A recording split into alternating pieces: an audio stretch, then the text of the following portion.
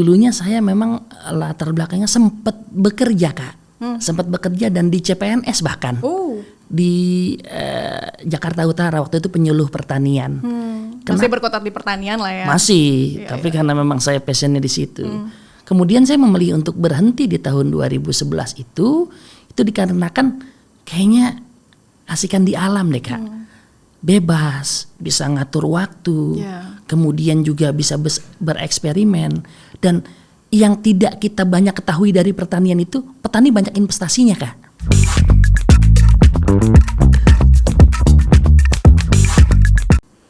Halo Sobat Antara, ketemu lagi di podcast Antara Close Up bersama saya Nabila Karisti. Sobat Antara, mungkin banyak yang mengira ya kalau Jakarta ini kurang yang namanya lahan begitu ya untuk bertani. Tapi berkat sosok yang akan kita kenalkan di podcast hari ini, lahan pertanian, kemudian bisnis pertanian ini bahkan tumbuh subur di Jakarta. Nah, dia ini juga pernah dinobatkan sebagai Duta Petani Milenial 2021 dan juga Young Ambassador Agriculture ya di 2023. Dan kita akan langsung aja ngobrol aja, ini dia Ahmad Fahrizal atau yang akrab disapa dengan Bang Rizal. Bang Rizal. Apa kabarnya Bang? Baik, Kak Nabila. Iya, senang banget bisa ngundang Bang Rizal ke sini. Dan aktivitas terakhir berarti ini ya masih berkutat di pembibitan alpukat. Pembibitan alpukat di Jakarta. Boleh cerita mungkin seperti apa sih itu kegiatannya? Kalau di Jakarta, di Betawi itu nggak lengkap rasanya kalau kita nggak pantun Kak. Jadi betul. perkenalan dirinya pakai pantun ya. Ke terminal membeli sendal. Cakep. Cakep. Pilih-pilih di dalam kaca. Cakep. Perkenalkan, saya Rizal, petani milenial, salah satu petani dari DKI Jakarta. Wey, mantap. Ngomong-ngomong tentang pertanian atau alpukat Cipedak, awalnya saya memang dari akademisi pertanian Kak. Saya sekolah SMA terakhir itu di Sekolah Pertanian Jakarta, satu-satunya sekolah pertanian yang ada di Jakarta. Di Jagakarsa. Dan lagi-lagi saya tinggal, besar, lahir itu di Jagakarsa. Jadi anak putra Betawi atau putra daerah Jagakarsa wajib menjaga sumber daya genetik yang ada di situ. Iya. Begitu. Dan salah satunya itu ya alpukat Cipedak yang harus dilestarikan. Cipedak gitu. Dan yang melatar belakangi pertanian saya adalah hobi. Rasa senang saya di pertanian itu yang membawa saya kayaknya saya passionnya di pertanian deh gitu. Apa sih yang bikin itu jadi passion? Apakah misalnya dari kecil memang sering berkecimpung di dunia pertanian misalnya sama orang tuanya atau gimana tuh? Sebetulnya kalau berkecimpung enggak ya, karena dari orang tua saya udah enggak punya lahan pertanian Kak. Tapi karena masih ada lingkungan saya, lingkungan pertanian, jadi kalau anak-anak sekarang nyebutnya bolang ya Kak ya. Sering ke kebun-kebun, sering ke empang, sungai dan sebagainya. Sawah, gitu. Nah itu masa kecilnya bahagia jadi gitu. Ada cerita ya? Ada cerita dan itu yang melatar belakangnya saya passion di pertanian. Coba bisa cerita sama saya apa sih yang membuat itu jadi seru, jadi asik sampai akhirnya sekarang udah deh nggak melirik dunia kerja yang lain ya, udah fokus di pertanian aja. Karena saya mungkin kalau sebagai perempuan, saya pribadi misalnya takut kotor, terus males sentuhan dengan tanaman karena mungkin bisa alergi dan lain sebagainya. Tapi kalau Bang Rizal sendiri melihatnya seperti apa? Experience-nya gimana tuh? Iya memang unik ya. Dulunya saya memang latar belakangnya sempat bekerja Kak. Sempat bekerja dan di CPNS bahkan. Di Jakarta Utara waktu itu penyuluh pertanian. Masih berkutat di pertanian lah ya. Masih, tapi karena memang saya passionnya di situ. Kemudian saya memilih untuk berhenti di tahun 2011 itu dikarenakan kayaknya asikan di alam deh Kak. Bebas, bisa ngatur waktu, kemudian juga bisa bereksperimen. Dan yang tidak kita banyak ketahui dari pertanian itu, petani banyak investasinya Kak. Banyak investasinya? Iya. Gimana tuh? Kan kalau kita tanam satu benih, satu biji padi kita tanam, itu kan beratus-ratus biji padi yang akan kita dapatkan. Itu belum bicara masalah cuannya. Yang kedua, kita tanam bibit alpukat satu biji itu bisa menghasilkan ratusan bahkan ribuan buah alpukat yang bisa kita panen di tahun-tahun mendatang. Itu kan investasi. Betul. Kalau kita pelihara ayam 2 ekor itu di bulan-bulan berikutnya bisa jadi 10 ekor, beranak bisa jadi pinak 100 dia kan. ekor gitu. Itu kan investasi kan. Dan bayangkan kalau itu kita padukan menjadi pertanian terpadu. Kecil tapi menarik. Small is beautiful. Itulah Jakarta dengan pertaniannya gitu. Keren. Apa jangan-jangan sekarang Bang Rizal juga memadukan itu dengan sumber hewani lah ibaratnya begitu, dengan sumber dari tanamannya sendiri? Betul. Kayaknya nggak menarik ya kalau cuma bertani satu komoditas aja gitu. Jadi kita harus padukan antara pertanian dengan perikanan atau peternakan, walaupun kecil sedikit, minimal kata Pak Presiden kita itu untuk menjaga ketahanan pangan keluarga. Yap. Kalau kita nggak bisa jaga ketahanan pangan nasional ataupun ketahanan pangan negara, minimal kita sudah membantu negara ini menjaga ketahanan pangan keluarga kita. Betul, keluarga sendiri. Iya. Kalau orang lain beli cabai di warung, di supermarket, saya tidak usah beli cabai karena saya tinggal petik aja di kebun. Kalau orang lain beli ikan di tukang ikan, Tinggal kita cukup nangkep aja sendiri. panen aja Iya, gitu. iya. Dengan lahan yang kecil yang orang lain merasa itu tidak mungkin dibudidayakan di Jakarta, ternyata saya mungkin Kak. Ya. Di tangan saya mungkin, di tangan beberapa teman-teman petani milenial itu mungkin kok Kak. Ada perikanan di situ, ada sayuran di situ, ada pembibitan alpukat di situ. Tapi memang harus kita cermati, harus kita konsep dengan baik supaya pertanian ini presisi. Tidak meleset ataupun tidak buang-buang modal. Betul. gitu. Menghasilkan. Memang berapa besar sih lahannya yang dibilang kecil tuh? Lahan pertanian yang saya kelola di Jakarta Selatan, di Jagakarsa kurang lebih 1.000 meter Kak. Kalau di daerah mungkin kecil, kalau di Jakarta mungkin besar. Ya. Karena untuk mendapatkan lahan 1.000 meter di Jakarta Susah. saya rasa susah sekarang Jarang. ini ya. Sekarang udah pembangunan rumah, banyak segala macam lah. Ada lagi bedanya pertanian di daerah dengan pertanian di Jakarta, urban farming. Kalau teman-teman di daerah punya lahan luas tapi pasarnya terbatas, hanya mengandalkan tengkulak. Betul. Tapi kalau di Jakarta lahannya kecil tapi pasarnya besar. Iya, mudah kita untuk mengakses konsumennya. Betul, bahkan tetangga banyak yang kepo. Oh. Gitu, dengan kepo itu mereka bisa, saya pengen panen langsung di kebun, gimana sih sensasinya? Iya. Dan sekarang banyak ibu-ibu pada punya hidroponik di depan kemudian rumahnya, ya. Cuma buat modal itu menghiasi status WA. Tapi impactnya bagus. Ternyata buat ketahanan pangan keluarga. Betul. Ya kan? Nah itu berpeluang terhadap yang kita lakukan di Jakarta ini Kak. Kalau boleh cerita, ini alpukat Cipedak kan saya cari tahu tuh sudah ada varietas itu sejak lama gitu. Kenapa sih tertarik buat dilestarikan lagi, selain mungkin karena memang putra daerah di sana, dan secara komoditas itu seberapa menguntungkan produksi dari alpukat Cipedak tersebut?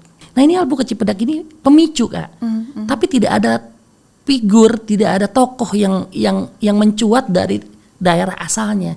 Nah saya lihat itu, kemudian saya merasa prihatin, kenapa tidak anak muda yang mengambil peluang ini. Kemudian saya mencoba untuk memberanikan diri membudidayakan itu. Di Jagakarsa, di Cipedak itu hampir tiap rumah itu tanam alpukat. Tiap rumah sekarang tanam alpukat Cipedak? Tanam alpukat Cipedak. Dan hampir rata-rata tiap rumah itu panen. Wow. Rata-rata pohon induknya itu udah usia 20 sampai 25 tahun. Dan tidak sulit cara pemasarannya. Tengkulak yang datang sendiri bawa timbangan, dia yang timbang langsung di pohon begitu. Yang petik.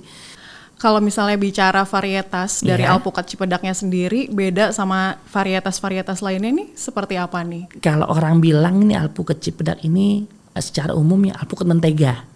Kita patut mengedukasi masyarakat bahwa alpukat itu tidak ada alpukat mentega.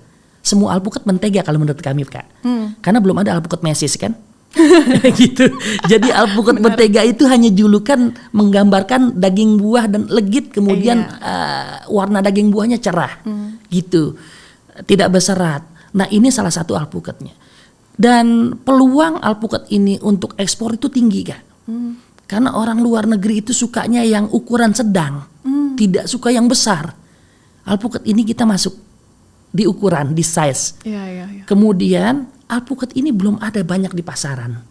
dari 200.000 bibit yang sudah saya pasarkan sejak 2017 sampai saat ini, impactnya panen buahnya belum banyak di pasar induk, gitu. Dan sekarang harga di supermarketnya aja sekitar 100.000, 75.000 sampai 100.000 per kilo. Per kilonya. Isinya 2, Iya. 2 atau 3 gitu. Iya. Bayangkan kalau kita bisa mengambil peluang ini aja, itu berarti kita bisa menghasilkan cuan. Betul, begitu. betul. Itu dari alpukatnya. Dan kalau alpukatnya saja sudah berpeluang, apalagi bibitnya, begitu. Makanya saya memulai dari pembibitan. Dari sekian lama 2017 sampai 2025 saya pembibitan, saya akumulasi, saya kumpulkan, saya tabung. Kemudian saya mencoba untuk membeli lahan di luar Jakarta. Oh, di mana? Di Rumpin, Kak. Oke. Di Jawa Barat. Nah, itu saya arahkan, saya prioritaskan untuk produksi buahnya di situ. Dari pembibitan sampai panen itu kan sekitar 3 tahun ya? 3 tahun. Sekitar 3 tahunan. Itu kalau misalnya ketika dipanen buahnya itu seberapa masif sih, seberapa banyak biasanya yang dihasilkan dari satu pohon? Satu pohon itu bisa menghasilkan 100 sampai 200 kilo. 100 sampai 200 kilo ya, berarti kurang lebih sekitar ya 2 kali lipat dari jumlah tersebut lah ya untuk jumlah butirnya ya. Kalau kita konversikan ke rupiah, 200 kilo, harga per kilonya 30.000. 30.000 harganya? 6 juta satu pohon, Kak. Nah itu sangat menjanjikan, Kak. Iya. Jadi bandingannya kalau orang Jakarta tanam pohon alpukat 1 di depan rumah sama pelihara kontrakan, itu sama. Nilainya, value-nya. Iya. Dan kita nggak perlu perawatan yang intensif seperti cabai, Nah seperti iya benar, soal perawatan saya penasaran nih.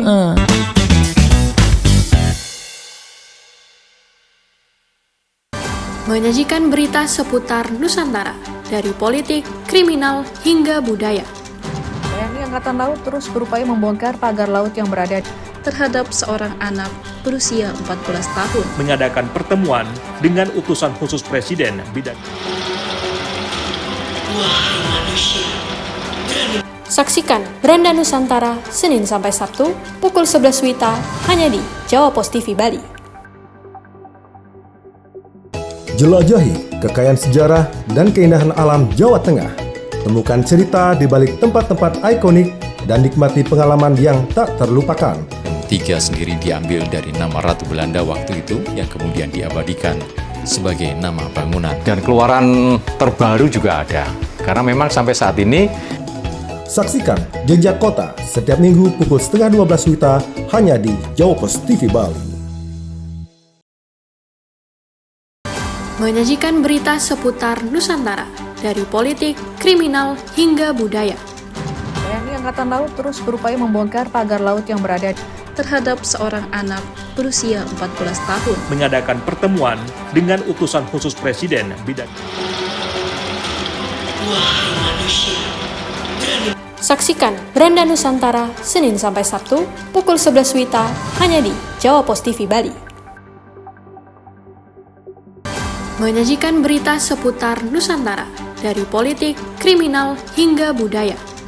TNI Angkatan Laut terus berupaya membongkar pagar laut yang berada Terhadap seorang anak berusia 14 tahun. Mengadakan pertemuan dengan utusan khusus Presiden bidang.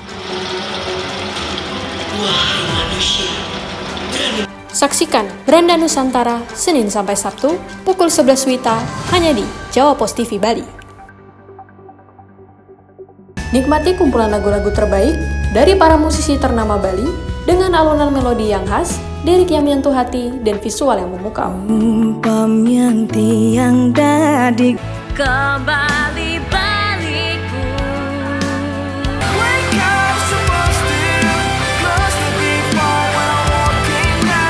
Saksikan update Gita-Gita Senin sampai Jumat pukul 11:30 WITA hanya di Jawa Pos TV Bali.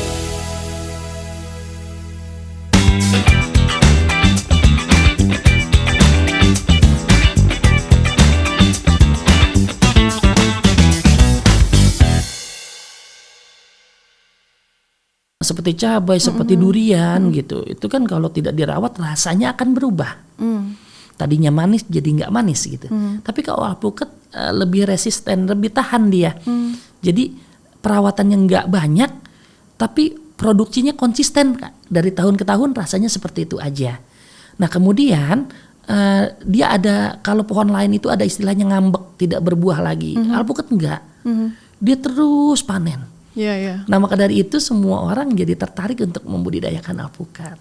Gitu. Ada anak-anak mudanya juga nggak nih di Jagakarsa terutama?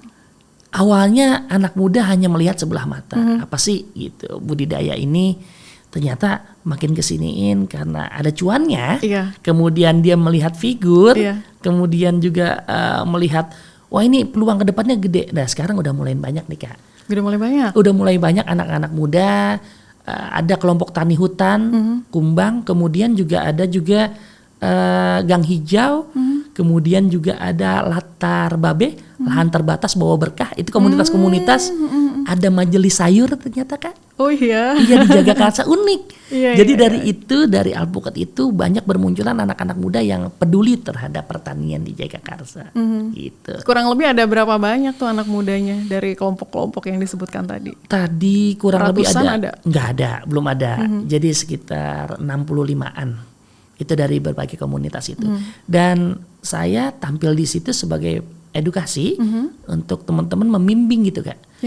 Membimbing yang memang dasarnya basicnya bukan pertanian. Walaupun ada sekolah pertanian di situ. Terkadang akademisi memang tidak melanjutkan. Saya juga bingung juga. Perlu praktek juga karena kan sebenarnya dan membutuhkan praktisi seperti dirimu Bang Rizal. Selain alpukat, apalagi sebenarnya yang dikembangkan? Saya di lahan yang kurang lebih 1000 meter di Jakarta itu sayang kalau cuma hanya membudidayakan alpukat. Memang alpukat usaha utamanya ya Kak ya, karena memang penghasilannya dari situ, cuannya besarnya dari situ. Cuma saya melihat ada lahan-lahan kecil di pinggir, kemudian ada lahan-lahan di belakang saung gitu kan, di samping saung itu saya budidayakan cabai, kemudian saya budidayakan ikan lele. Yang saya pelihara tapi tidak di kolam, tidak di kolam tanah, kolam beton, bahkan di kolam terpal. Saya peliharanya di dalam galon. Di dalam galon. Kreatif sih. Iya. Tapi kenapa bisa terpikir untuk memelihara di dalam galon? Saya melihat satu effort yang luar biasa ini. Saya bukan bukan awal ya, atau bukan baru, bukan pemicu ya. Saya melihat di media sosial sudah banyak itu Kak. Saya melihat lagi limbah galon itu banyak terbuang. Betul. Rasa ironi saya ini mau latar belakang, kok kayaknya sayang gitu kalau dibuang, ini masih berharga gitu. Yang pertama, yang kedua, keluarga saya juga butuh yang namanya asupan protein Kak.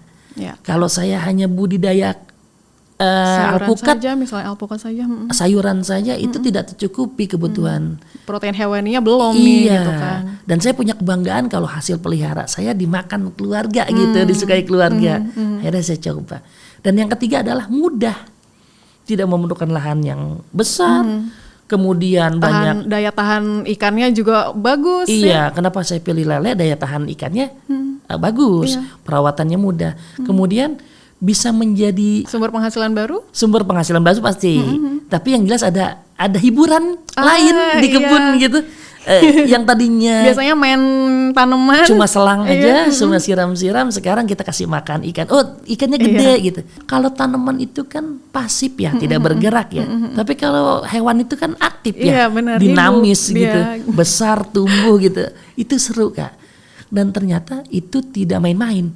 Ketika saya usahakan, karena mungkin saya posting di media sosial, banyak yang ikut, gitu. Itu peluang baru, nah nanti cuan tuh. Iya, menarik.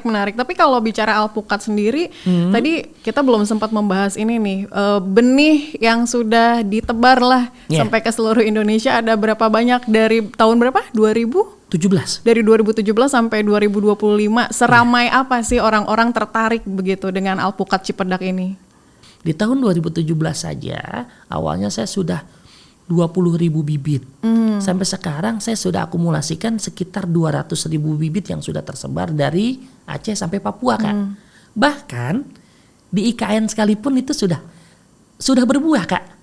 Sudah berbuah di daerah Pasir, itu Kecamatan Pasir. Penajam ya. Pasir Penajam itu sudah berbuah. Nah, kemudian yang terdekat ini adalah teman-teman di Manokwari, Papua Barat. Itu udah tanam sekitar 1 tahun yang lalu.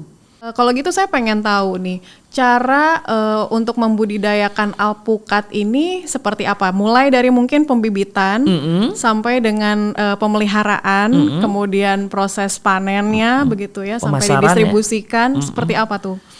Jadi pembibitan alpukat ini kita pakai cara kombinasi. Pertama kita pakai biji yang memang perbanyakan generatif, biji alpukat itu. Dan sekarang itu Kak, saya dapat sumber biji itu biji alpukat, bayangin kalau 1000 bibit berarti kan harus 1000 biji. Pertanyaannya dari mana saya dapat biji alpukat sebanyak itu? Betul, dari mana tuh? Dari pasar induk Kak. Karena Jakarta punya pasar induk, semua alpukat dikirim ke Jakarta. Tentu banyak yang over cooking kan, banyak kematangan kan. Betul. Dan dari kematangan itulah bijinya ternyata di pasar induk itu banyak pengumpul-pengumpul biji Kak. Oke, berarti ngambil benihnya ini dari pengumpul yang ada di pasar induk. Kemudian ditanam. Setelah 2 bulan kita lakukan proses sambung pucuk. Jadi berapa ribu bibit biasanya untuk diproduksi? Biasanya saya 1000 bibit. 1000 bibit per bulan. Per bulan ya. Dan itu berarti konsumen juga memang beli bulanan juga kurang lebih segitu. Bahkan lebih. Nggak ada jaminan kalau pembibitan itu. Tidak jadi terbatas ya. Makanya saya sekarang tidak banyak membuat, tapi bermitra dengan kelompok-kelompok tani. Gitu. Dengan bermitra kita tinggal menyeragamkan bibit. Nanti yang dibudidayakan teman-teman sama yang dibudidayakan di kita sama. Nah inilah peranan daripada Dinas Pertanian DKI. Kita dibina jadi satu kelompok tani, kemudian diseragamkan, kemudian ada edukasi di situ. Nah dari situlah saya memberanikan diri untuk memasarkan. Di awal juga kan saya sempat mention bahwa Bang Rizal ini dinobatkan juga kan sebagai Duta Petani Milenial di 2021, kemudian yang Ambassador Agriculture 2023 itu impactnya seperti apa sih aktivitasnya dan kemudian bagaimana hubungan dengan komunitas muda yang ada di pertanian ini seperti apa tuh? Menarik ya Kak, sangat menarik banget. Kalau menurut saya suatu kebanggaan terbesar saya ketika saya dipilih menjadi Young Ambassador dan juga Duta Petani Milenial pada saat itu. Dari kegiatan saya di lapangan di Jakarta dengan pertanian yang kecil ini, ternyata banyak pihak yang melirik Kak. Akhirnya saya diajak ke salah satu organisasi petani milenial oleh Kementerian Pertanian. Kemudian dicampur dengan teman-teman petani milenial dari seluruh Indonesia. Itu luar biasa Kak, effortnya luar biasa. Disitulah terjadi jejaring usaha, kemudian silaturahmi, kemudian lihat potensi daerah seperti apa. Bahkan kita merasa kita tidak sendiri Kak. Banyak ternyata, ada cewek, ada cowok, dan ternyata petani milenial, petani Gen Z itu cakep-cakep loh, keren-keren gitu. Nah ini mematahkan pikiran kita bahwa petani itu dekil in the kumel. Petani nggak punya masa depan, nggak petani itu misalkan namanya juga kerja di lapangan gitu kan, jadi tidak memperhatikan mindset kita selama ini kan begitu. Jadi dengan adanya petani milenial, petani Young Ambassador itu membuka mata kita bahwa petani ternyata keren-keren loh gitu.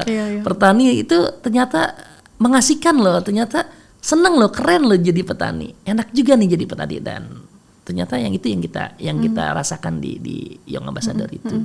Dan eratnya dengan komunitas dari Young Ambassador sendiri seperti apa? Networking yang bisa dibangun bagaimana? Kalau awalnya itu ya kita ada edukasi untuk persiapan ekspor seperti itu, kemudian untuk ketahanan pangan, MBG dan sebagainya nih. Jadi teman-teman itu yang usahanya di bidang penyediaan bahan makanan itu langsung direkrut Kak. Kalau teman-teman yang berusahanya di bidang horti seperti saya di buah-buahan itu diadakan suatu pelatihan ekspor. Nah itu kita juga jadi tambah pengetahuan begitu ya. Kemudian yang selanjutnya diketemukan dengan buyer-buyer seperti pameran-pameran. Kemudian pameran internasional seperti yang ada di Jakarta, itu kita selalu dilibatkan. Dari situ kemudian kita dilatih Kak. Petani milenial, petani Young Ambassador dilatih untuk public speaking dan personal branding. Itu yang penting buat kita di era sekarang. terutama buat pemasaran, kan itu ngaruh banget. Bicara Indonesia ini kan negara agraris dengan sumber daya alamnya yang melimpah ya, tak terkecuali di sektor pertaniannya sendiri. Tapi Bang Rizal sendiri melihat proporsi jumlah anak muda, petani muda dengan lahan yang ada seperti apa, Bang Rizal? Apakah sudah memenuhi kebutuhan yang selama ini mungkin Bang Rizal selalu lakukan begitu atau seperti apa? Karena kalau saya lihat nih di kampung-kampung begitu ya, petani-petani ya umumnya umurannya dari 40 ke atas pastinya. Itu seperti apa sih? Ya, justru dari keresahan ini saya rasa negara ini sudah mulai resah juga, kementerian sudah mulai resah ya bahwa populasi petani muda itu makin merosot ya Kak ya. Karena minat generasi muda terhadap pertanian itu makin berkurang. Apalagi didorong oleh pengetahuan bapak-bapak petani kita bahwa jangan jadi petani seperti bapak ya, sekolah yang tinggi begitu. Jadi tanggapan itu kita sama-sama patahkan bahwa jadi petani ternyata mengasihkan loh. Betul. Jadi petani mengasihkan dan menguntungkan. Gitu. Kalau dijalankan dengan keilmuan gitu. Nah, dari peranan kita itulah makanya kita punya program yang namanya regenerasi petani. Kita masih butuh banyak lagi keterlibatan generasi muda dalam pertanian Indonesia. Karena pertanian itu masalah makan orang banyak itu nggak bisa sepelekan Kak. Betul.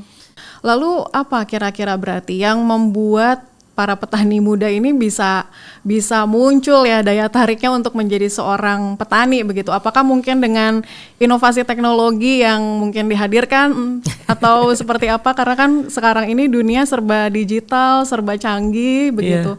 Mungkin siapa tahu ya itu bisa jadi jalan buat petani muda. Saya rasa teknologi hanya menyumbang berapa persen dalam ketertarikan ya. Anak muda zaman sekarang itu butuh panggung Kak. Butuh effort ya, butuh pengakuan begitu. Jadi butuh figur. Ketika teman-teman muda petani itu banyak yang jadi influencer dan ternyata berhasil, nah itu menjadi daya tarik kita harapkan kepada teman-teman muda. Bukan dengan teknologi di awalnya, tapi dengan keseruan-keseruan apa nih yang bisa kita dapatkan kalau kita jadi petani milenial begitu. Iya. Jadi kita butuhkan itu dari presiden, mungkin dari Kementerian Pertanian. Mungkin itu cara memantik supaya mereka tertarik dulu begitu ya dalam dunia pertanian. Setelah menyelami dan akhirnya tertarik, mereka bisa lebih dalam dan akhirnya kita juga sebagai mungkin stok petani akan semakin bertambah, swasembada pangan, ketahanan pangan juga akan semakin bertumbuh gitu ya. Sama kayak awalnya kan gini, awalnya kita coba-coba, setelah kita coba jadi ketagihan begitu. Iya. Nah ternyata banyak temennya gitu. Dan ternyata menguntungkan gitu. Dan apalagi nih dari Bang Rizal melihat sekarang ini kan Indonesia mencapai visi misinya untuk meraih Indonesia Emas 2045. Kalau di sektor pertanian nih relevansinya seperti apa tuh? Itu dia.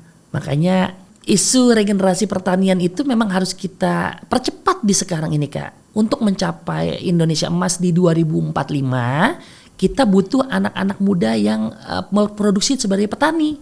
Karena tidak akan tercapai di 2045 Indonesia Emas itu kalau tidak ada stok bahan makanan gitu. Kita bisa swasembada dengan adanya para petani-petani muda yang sekarang ini kita bentuk. Gitu. Di 25 tahun yang akan datang bisa tercapai itu gitu. Dan ya betul, harapannya demikian. Semoga semakin banyak anak-anak muda kita yang tertarik menjadi petani karena ternyata menjadi seorang petani itu mengasihkan loh. Mengasihkan dan menguntungkan. Iya. Baik, terima kasih banyak Bang Rizal untuk ngobrol-ngobrolnya. Terima kasih banyak juga ilmunya. Dan terima kasih juga kepada Sobat Antara yang sudah menyaksikan podcast hari ini. Jangan lupa untuk menyaksikan podcast kami lainnya hanya di antaranews.com dan kanal YouTube Antara TV Indonesia. Saya Nabila Karisti pamit, sampai jumpa.